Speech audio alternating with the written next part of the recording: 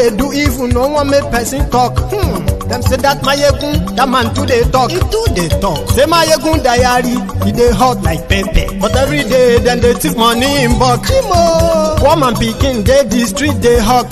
Still them talk say make we no talk. But thank God say Mayegun don't come. So my people make you laugh. Oh yo yo, Mayegun don't come. Oh yo yo, my people make you shout. Oh yo yo.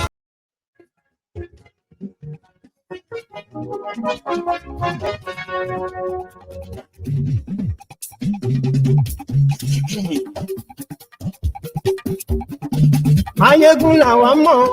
Yeah. Good morning to you, good afternoon to you, and good evening to you from wherever you are watching from. It is Mayegun live. Ọ̀rẹ́ ara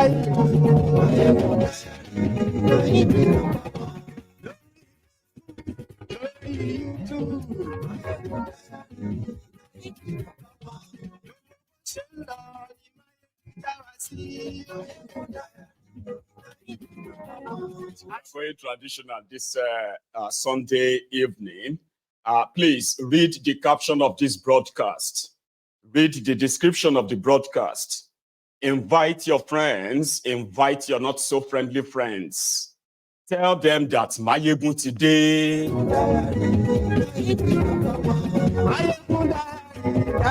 Do me one favor tonight, okay? I'm kind of far away from my original microphone, okay? But I've got an attachable microphone on. Let me know if the audio is perfect on your own device.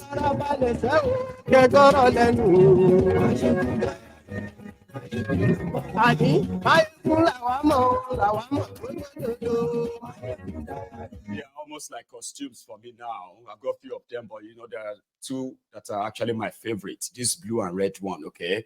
So this is most of the time I could put them on, and I love putting them on, you know. But today,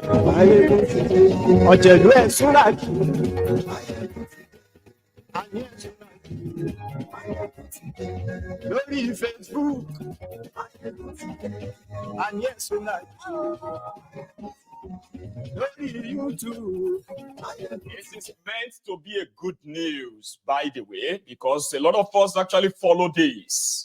When it happened, when we were reporting the harvest of human beings in Kaduna by the terrorists, remember? Well, they have managed to pay them some of the ransom. 137 of them have been released. But there are some stories behind that.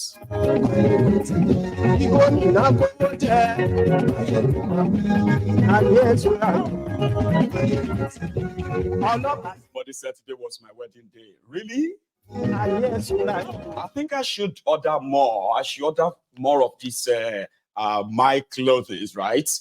And I should actually be dressing like this. Imagine somebody believing probably today is my birthday or my wedding anniversary.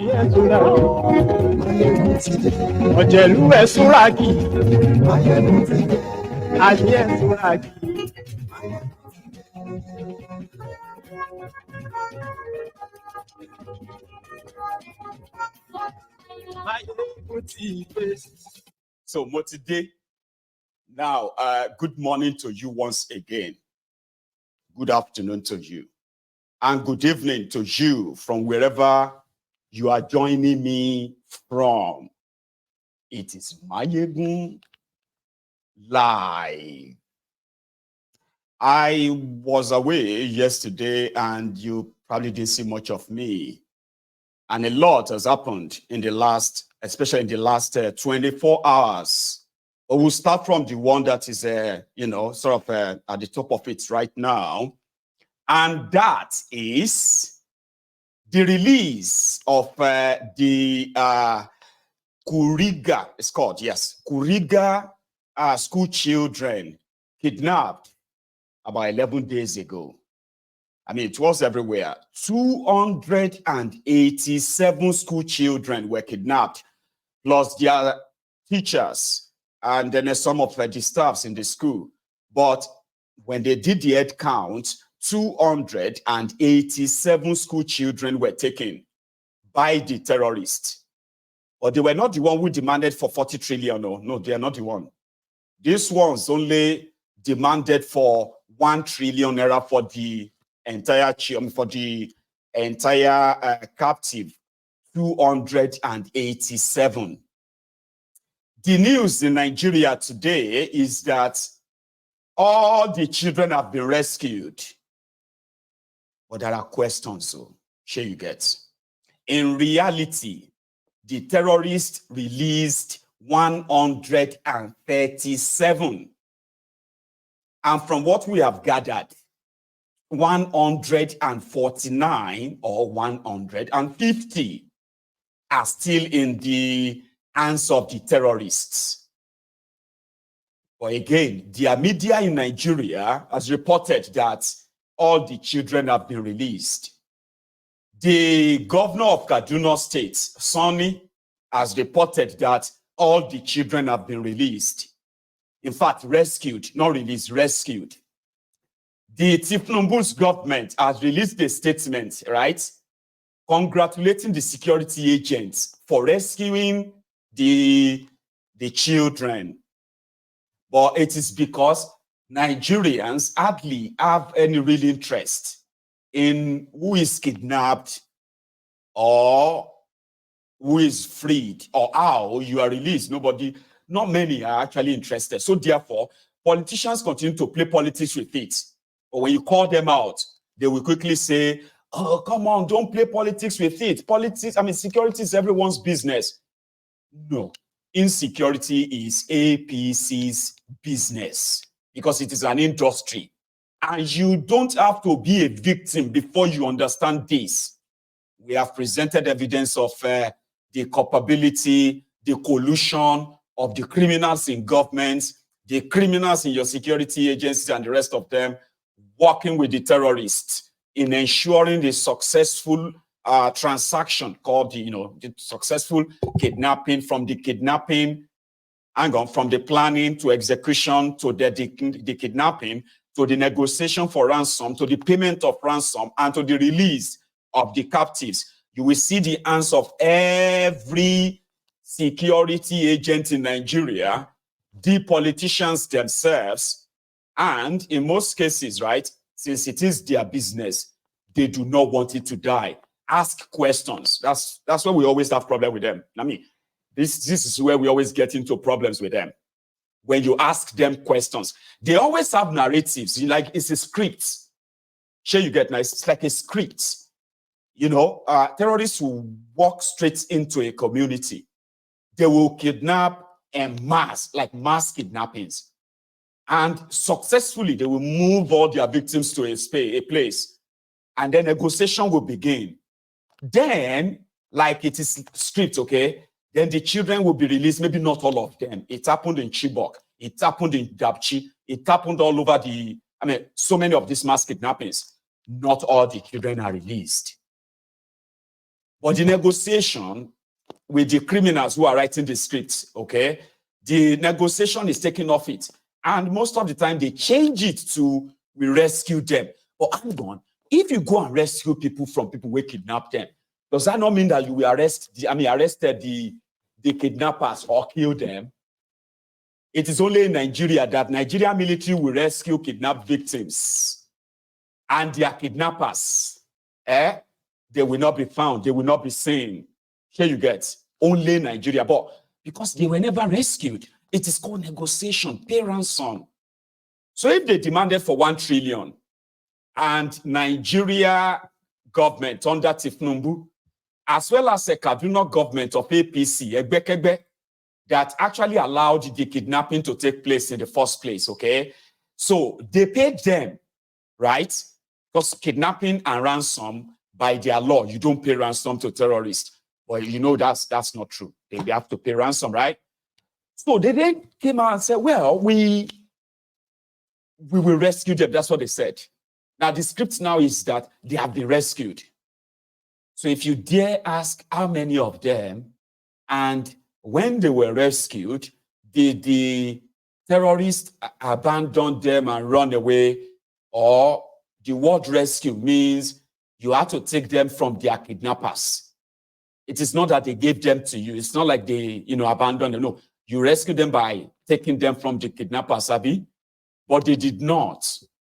And because they are very dishonest, you will never know how much of your money has been paid to these terrorists and why the entire kidnapped children were not released.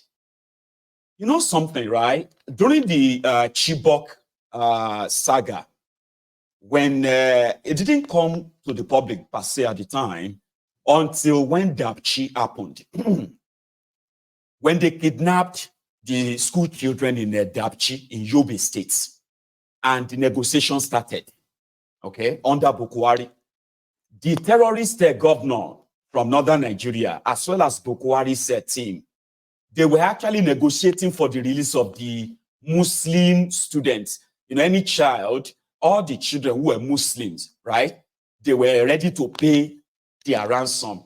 That was why that girl, can you remind me of her name again? That little girl that got left with the terrorist.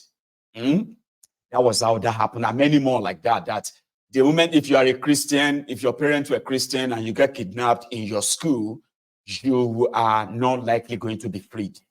Ever.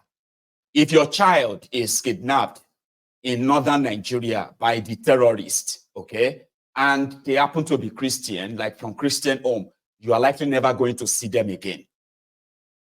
Because they have to convert them to Islam. And converting them to Islam means they will have to marry them up to one of the terrorists. God bless you, Leah Sharibu. Now, Leah Sharibu was from that Dapchi when they kidnapped all those school children from Dapchi. Now, Leah, when they negotiated for all of the school children, Leah was left behind because according to them, Leah was a Christian and Leah won't denounce her religion. So because of this, they could not negotiate for her release because she's been sold and married off to one of the terrorists as a wife.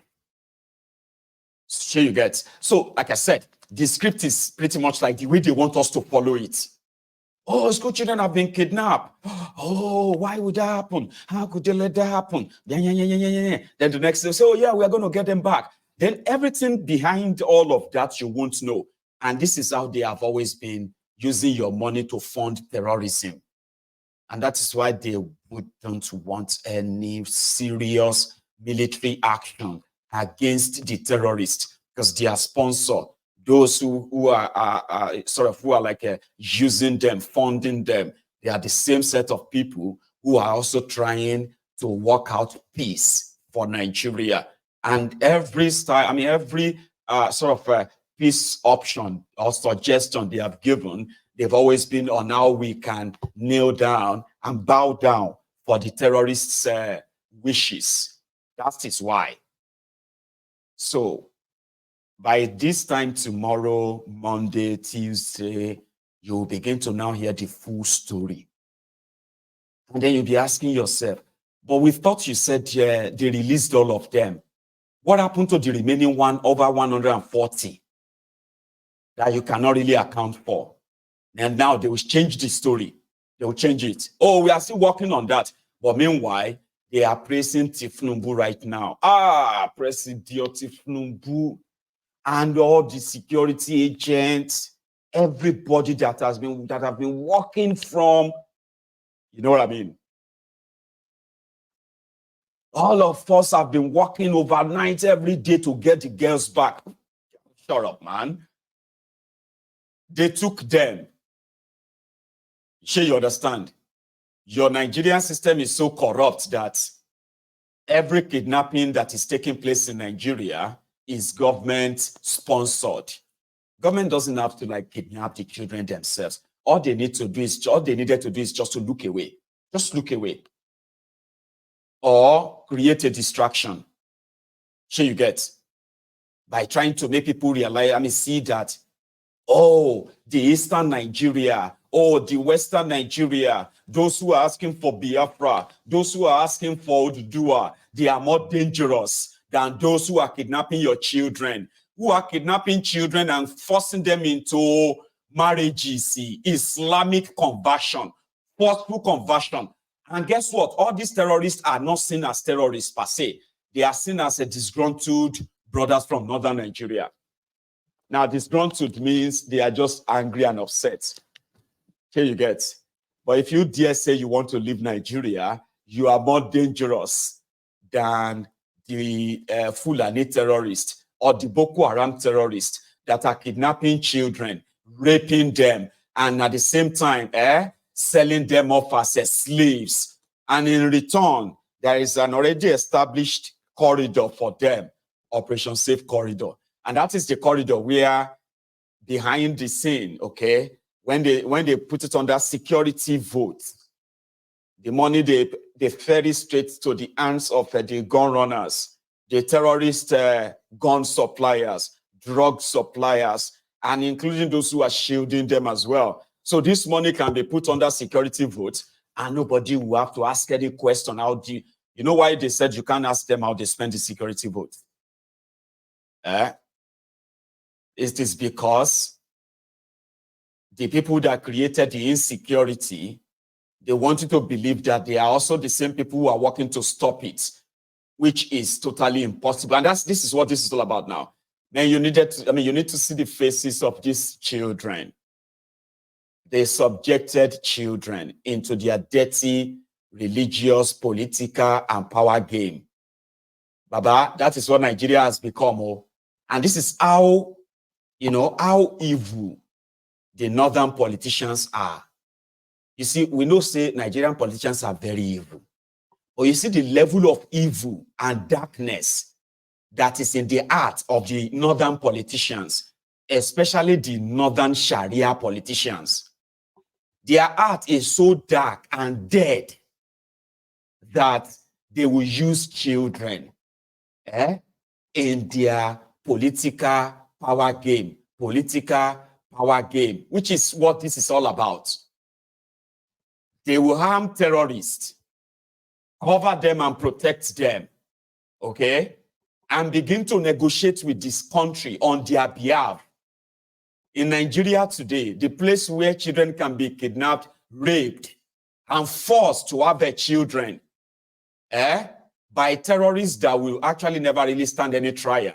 Now, the region that condone this is also the region that will tell you that Nnamdi Kanu is more dangerous than this, murderous Sahel Fulani terrorists and their Boko Haram counterparts comprising of the Kanuris, the Hausas, and few others from that axis too. They protect them, but look at the crime they are committing. Look at that. You actually need to see the faces of those children. I probably have no clue what they have subjected them to. Dusty, worn out, tired children. In everything, Baba, in everything is from time immemorial, right?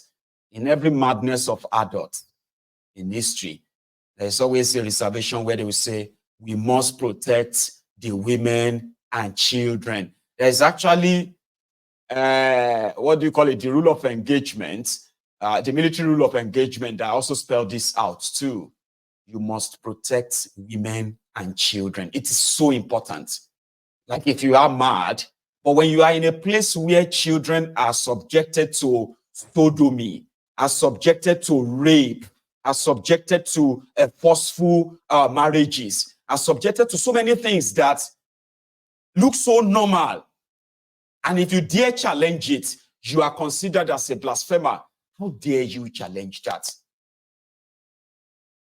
Now, the region that normalized all of this have the leaders that do not give a damn if they have to trade in the lives of children, women, the vulnerable people, the people that need real protection. They become the pawn on the table of these murderous, mad people. And then when they write the script, they also want, at least they love the limelight every now and then. They write the script, kidnap the school children, kidnap everyone they can kidnap from everywhere. And then they will then stand as mediators. So when terrorists demand trillion, that's not money individuals will pay. You know what I mean? That is the money that the state will have to pay, but they can't tell you. They can't say that to you. Okay? So the terrorism in Nigeria and their sponsor, they found a very, very, rich gold mine. The easy access to the Nigeria treasury. The easy access to have a part share. To have a part share in the what you can call the commonwealth of the country, but violently. So let me explain that to you.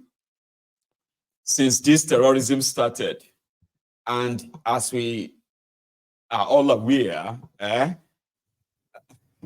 so Latu Aruno gave me a super chat because of my regalia. So this look more regalia. Regalia can be, yeah, it looks more regal. I mean regal or royal. Anyway, so let me just react to that your super chat for the fact that you put that up, okay, to appreciate this, guys. Sorry, I'm gonna let Latiaruno see the whole full length of that, right?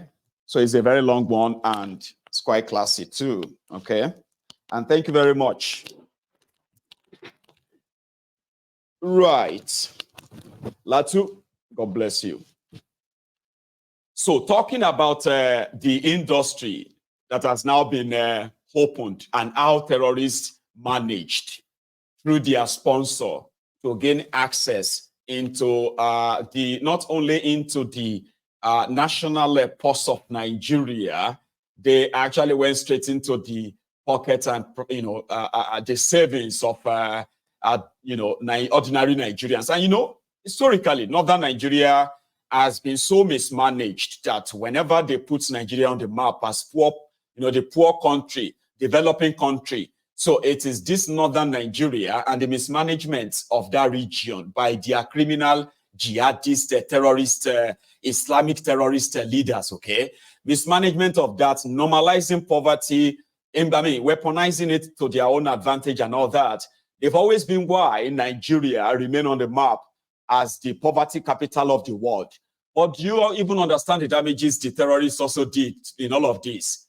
See, people in northern Nigeria, Muslims or Christians, it doesn't matter. You see, apart from people being killed, I'm talking about how people are losing their own life savings. They are losing all of their resources. They are selling their properties, selling their land, selling whatever they can sell as quick as possible, as cheap as possible, so as to pay ransom to terrorists for the past 12 years. You know what I mean? For the past 12 years, people have been selling their properties in northern Nigeria to pay terrorists, to pay ransom. And that is what made the Nigerian terrorist industry or terrorism industry, like tourism. Now, that is why Nigeria don't get tourism industry anymore. Nigeria have terrorism industry. Did you know that? Because the terrorists have managed to break in. The system of Nigeria allowed them to take ransoms from Nigerians. Terrorists will be calling the families, the relatives of their victims. They will be negotiating how to bring ransoms. Tens of millions of naira. Millions and millions and millions of naira. People were selling their properties cheaply to save the lives of their loved ones. Not many of them are always lucky. After collecting the ransoms from them, in most cases, they still kill their victims. All of this, people will tell you that, like, people are at the mercy of terrorists. This is from the private people where hundreds, like trillions of naira have ended up in the hands of terrorists in Nigeria as ransom, untraceable. Not because they are not traceable, but nobody is tracing them, right? Then on the part of the government, we have no idea, we have no clue how much money that the criminals, especially from northern Nigeria, that they have given to terrorists. Let me give you an example. In 2020, 2021, okay, you know Matawale, the Matawale that is now the Minister for Defense State under Tifnumbu. Matawale spent 750 million naira on repented terrorists. You know, they are rehabilitating terrorists in Nigeria. They are not really rehabilitating them. They just give them money once. And once the money stops, they go back to terrorism. It's pretty much profitable that way. Matawale from Zamfara, the guy single-handedly empowered the terrorist that took over Zamfara state. Baba, the guy spent 4 years as governor, okay? Year 1 of being governor, all right? The terrorist, the Fulani terrorist, they took over his states. They were killing farmers. You know why? Because they were told that there were gold under those farms, gold. So they started destroying farms and killing farmers, looking for the gold. They started digging different kinds of, mines across the farms in Zamfara states. You know what he did? He called them. He gave them trucks, like all those Elox trucks, right? He was dashing repentant terrorists. 5 million naira plus one Elox truck in Zamfara. Some of the areas where Boko Haram have destroyed the communities and wreak havoc. Some of the communities will see the repentant terrorists who just came back. Because some of them were saying that majority of people who killed or attacked their communities, they were known people. It's like when you know this couple of kids, right? And then suddenly they just disappeared and you don't see them again. A year or two after that, Boko Haram come to attack your village and you see the boys from your town. You see them among the Boko Haram with AK-47, shouting Allah Akbar, killing everybody. So yeah, you survive. Only for you to, 2 years or so later, that guy is now a repentant terrorist. He's now driving Elox around your village. Woo, woo, shooting gun, bah, go, bah, because they are repentant, okay? So, like people were able to see those who killed their parents, who killed their family members. They came back to the community. In that same Zamfara, Matawale, later they said Matawale was not giving them money. This guy was giving amnesty to terrorists, okay? And he was milking it. He said he spent over 2 billion naira on repentant terrorists in Zamfara. He now told the terrorists that every gold that they extract from those land that they've killed the farmers, destroyed the farms, every gold they managed to get out there, he will buy it from them. So he became the lord of gold for terrorists. So the terrorists then, who are now controlling different farms as their own mines. So people were there. All the videos are online. This is like old story, okay? So he was governor. So all these farms, places that were supposed to be farms, they turned to mines where they were picking gold, drilling, after killing some of the farmers or chasing some of them away. So he collected all the gold and he told them, this gold is Zamfara gold. And we are going to keep all of this gold in UAE Bank. So they took the gold to Dubai. That same Dubai is the place where this guy, he has about 4 wives, okay? Well, 2 officially and 1 in America. So anyway, Matawale as governor already bought houses for his wives in Dubai, okay, as governor.